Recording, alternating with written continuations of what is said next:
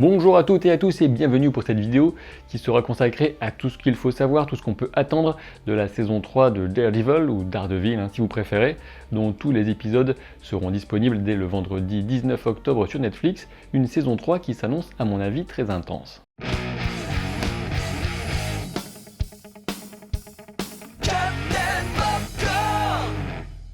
Hop là, avant de se lancer tête baissée dans cette vidéo qui s'annonce passionnante, évidemment, eh bien je tenais à vous rappeler un rendez-vous très important, celui des séances geeks. Ce sera chaque mois au Pâté La Villette, et pour la première édition, je vous attends en personne ce lundi 8 octobre à 20 h pour une avant-première exclusive en IMAX, s'il vous plaît, de Venom.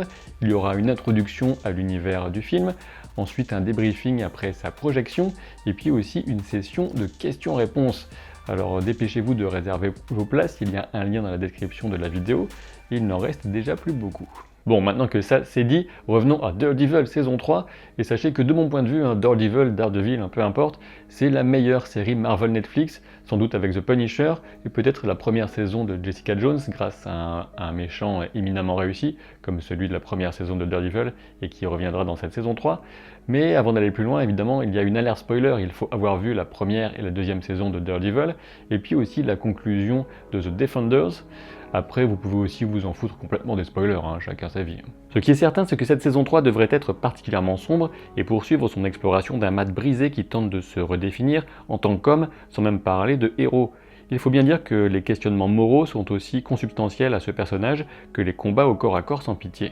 Et justement, en parlant de baston, Charlie Cox, qui tient le rôle titre de la série, a dit qu'il avait particulièrement hâte que les fans découvrent une scène de cette saison 3 qui devrait rendre hommage au fameux plan séquence incroyable du couloir de la première saison, ça promet. Pour en revenir à l'histoire, on se souvient que suite à l'effondrement de l'immeuble du Midland Circle, Matt avait été laissé pour mort. Toutefois, les spectateurs l'avaient retrouvé en piteux état dans une sorte de dispensaire tenu par des sœurs catholiques. Quand je parle de ça, je me situe bien évidemment à la fin de The Defenders, et on avait une sœur qui demandait à une autre qui était hors champ de prévenir sœur Maggie que Matt avait survécu, et on peut y trouver une référence directe à Born Again, un des runs de comics les plus célèbres et les plus réputés de Daredevil, et qui était né en 1986 sous la plume de Frank Miller et le trait de David Mazzucchelli. En très résumé, Born Again raconte la destruction systématique de Matt Murdock par le caïd, alors que ce dernier a enfin appris l'identité véritable de Daredevil. Évidemment, c'est aussi l'histoire du retour de Matt qui parvient à sortir de l'enfer où l'a plongé Wilson Fisk. Dans la série, Sœur Maggie, interprétée par Joanne Whaley, sera une dure à cuire, une native de Hell's Kitchen qui devrait aider Matt à guérir non seulement physiquement mais aussi émotionnellement. Et je pense que c'est à cette situation initiale et à cette relation qui va se nouer entre Matt Murdock et Sœur Maggie que faisait référence le premier verset biblique qui a été diffusé sur le Twitter de la série Daredevil.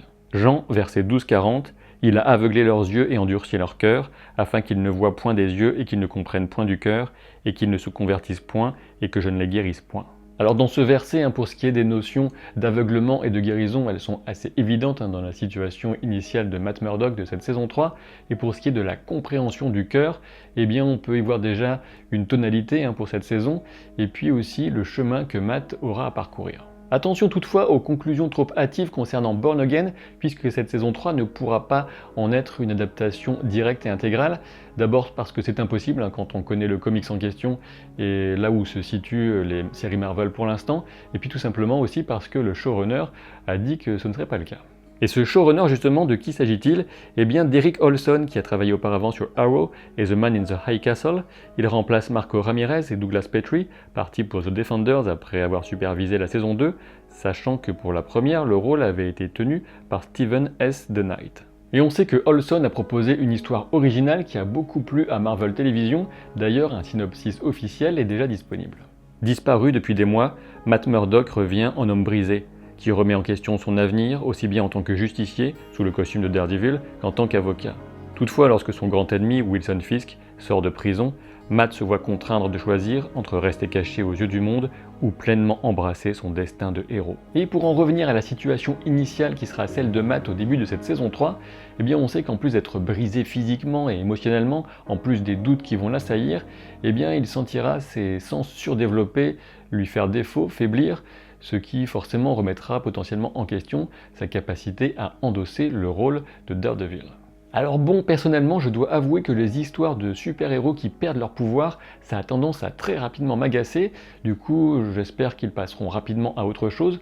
Et quand même, de mon point de vue, Matt Murdock est déjà suffisamment fragile avec ses pouvoirs face à une balle de pistolet par exemple, sans qu'on ait besoin de les lui retirer.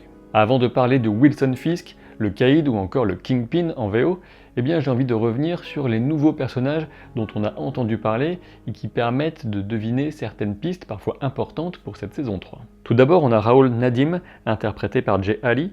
Il sera un agent du FBI honnête et ambitieux, mais surtout prêt à tout pour sa famille. Et ce Raoul, cet agent du FBI que ses amis surnommeraient, aurait pour mission de surveiller à résidence Wilson Fisk, qui est sorti de prison mais qui est donc sous surveillance constante.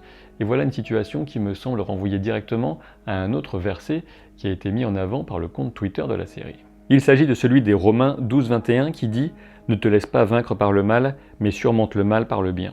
A priori, ce Raoul Nadim, Ray, cet agent du FBI, sera confronté à une véritable crise de conscience sous le poids d'une pression considérable qui vient s'exercer sur lui et qui va à l'encontre de sa nature plutôt bienveillante.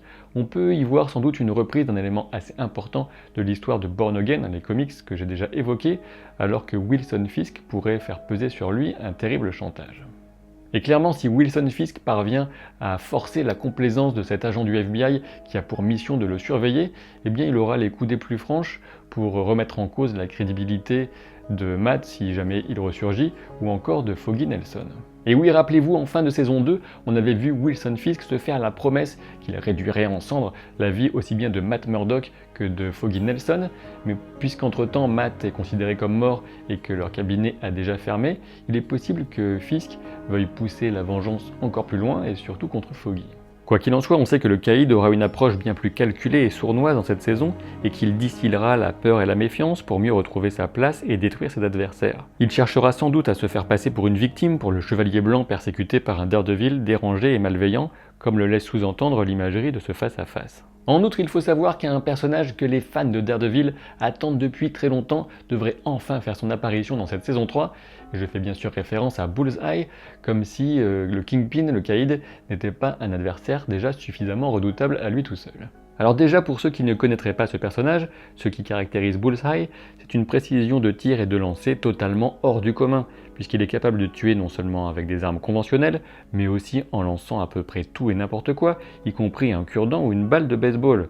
Outre ses capacités de lancer et de tir, Bullseye est aussi un maître du combat au corps à corps. Si les origines de ce personnage sont très floues dans les comics, a priori dans cette saison 3, il apparaîtrait d'abord sous les traits d'un tireur d'élite du FBI psychologiquement instable. Et le personnage sera interprété par Wilson Battle, qui devrait apporter une certaine crédibilité athlétique au personnage, tout en ayant pas mal de charisme. Et apparemment, on se situerait vraiment aux origines de ce personnage, puisque ce tireur d'élite serait susceptible de tomber aussi bien du bon que du mauvais côté de la barrière, en fonction de la personne qui pourrait le manipuler, comme Wilson Fisk, ou de celle qui pourrait l'inspirer, comme Matt Murdock. Et pour dresser à nouveau un parallèle avec Born Again pour les connaisseurs, eh bien on pourrait sans doute retrouver dans ce personnage un petit peu de Nuke, mais aussi de ce psychopathe que Wilson Fisk engage pour se faire passer pour Daredevil. Ce qui est certain, c'est que Matt aura face à lui un adversaire redoutable, ce qui semble promettre des scènes d'action aussi épiques, voire plus, que celles des 2 précédentes saisons. Et j'en viens même à supposer qu'un autre verset qui a été diffusé par le compte Twitter de la série pourrait s'appliquer aussi bien à Matt qu'à ce personnage Bullseye, du fait de l'ambivalence qu'il semble partager. Ésaïe 1,17, apprenez à faire le bien, recherchez la justice, protégez l'opprimé, faites droit à l'orphelin, défendez la veuve. Pour ce qui est des autres personnages de cette saison 3, sachez d'abord qu'il ne faut attendre aucun des autres héros Marvel. En revanche, il y aura évidemment Foggy Nelson et Karen Page. On peut d'ailleurs rappeler qu'en fin de saison 2, Matt avait révélé à cette dernière sa double identité. Que ce soit Karen ou Foggy, les deux seront certainement déçus par la décision de Matt de leur cacher sa survie des mois durant. Justement, concernant Karen Page, tout d'abord j'ai envie de souligner que pour moi c'est toujours un plaisir de retrouver Deborah Ann Woll à l'écran. Depuis que je l'ai découverte dans True Blood, elle a vraiment un petit quelque chose. Alors j'espère que son personnage sera un petit peu moins chouineur que dans certains moments des précédentes saisons. Et ce dont on peut être quasiment sûr, c'est que sa trajectoire sera différente de celle qu'elle est dans le comics Born Again, dans lequel elle est une sorte d'épave et de victime.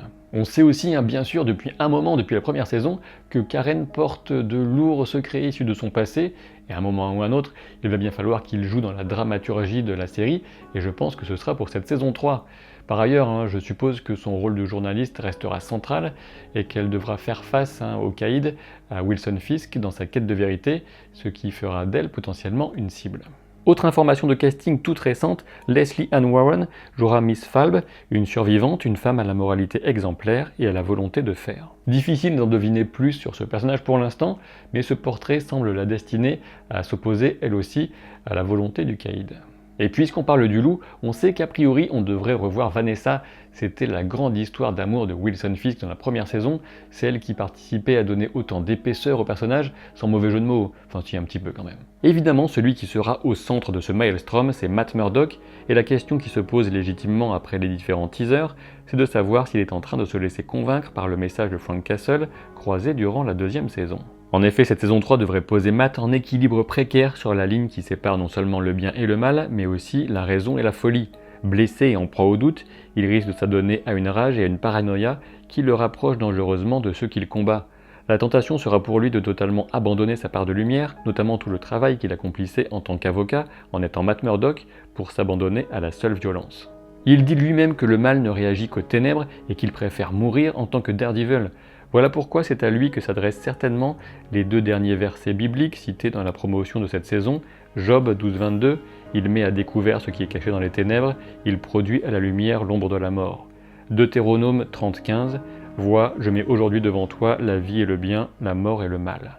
Comme vous l'aurez sans doute compris, en tout cas je l'espère à mon enthousiasme, j'attends beaucoup de cette saison 3 de Daredevil qui s'annonce chargée au niveau émotionnel, en action et même en mysticisme. Quoi qu'il en soit, on aura le résultat le 19 octobre. Pour ce qui est de ce superbe t-shirt, s'il vous a tapé dans l'œil, oui je sais c'est encore une mauvaise blague, vous trouverez un lien dans la description de la vidéo.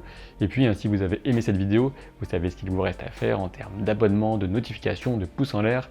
Je vous donne rendez-vous très vite pour de nouvelles aventures. Et au fait, j'ai failli oublier de vous demander de me suivre sur Twitter, si vous avez un compte Twitter, après bon c'est facile à créer.